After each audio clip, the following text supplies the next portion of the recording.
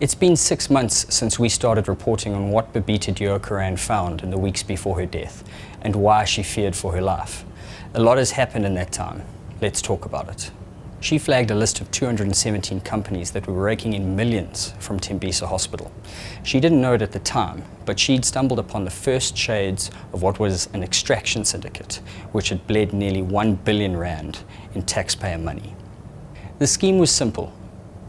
Dummy companies were registered with proxy directors, and within a matter of weeks, these firms saw millions flooding into their bank accounts. The companies were fake, but their bank accounts were very much real.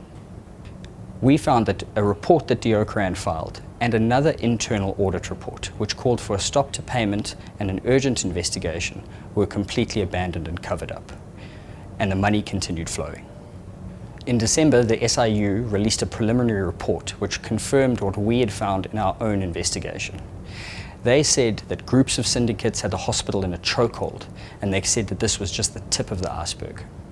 One deal they looked at was a contract to supply frozen chicken, 6 tons of it, with a price tag of 500,000 rand. To us, that looked high, and it took us 15 minutes to find a quote in exactly the same quantity at half of the price. This deal went to a company called Fairg Holdings, which operates from a rundown house in Benoni. There's no office space, no signage, and no cold storage, which would have to have been used to house chicken with the same weight of a bull elephant.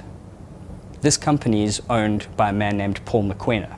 From his Facebook page, we know that he enjoys the finer things in life, be it his Porsche or his Louis Vuitton drip. We found out that in fact Mr. Mokoena has 3 other companies that were doing business with the Department of Health. These 3 companies had also been flagged by Tembisa for being behind possibly fraudulent behavior. These companies sold medical equipment to at least 5 hospitals in Gauteng, but this was illegal as none of these firms had the requisite license to sell these devices. Then we come back to the chicken tender. The SIU found no less than 8 discrepancies in the tender process around this deal. Just one should have been enough to disqualify his company, but this was overlooked by at least 6 hospital officials who ended up rubber stamping the deal, and money was channeled into his account. The SIU recommended that Mokwena's company be referred to the National Prosecuting Authority to possibly be charged with fraud. This because he supplied false director information to the Gauteng Department of Health. Mr. Mokoena was adamant that he's done nothing wrong, and he'll vindicate himself in court if need be. For us, we'll wait and see. And here's the kicker. Some of the Tembisa Hospital inside men and women, the hospital staff who signed off on these deals, are still at work, and some are still in charge of procurement. This while the Gauteng Health Department tries to build cases against them for disciplinary action. This deal represents just one transaction of 1,232 individual payments that Tembisa was worried about. These dubious payments that she identified all occurred in just a 4-month window. We know that shell corporations have in fact been in operation for years. We are not done.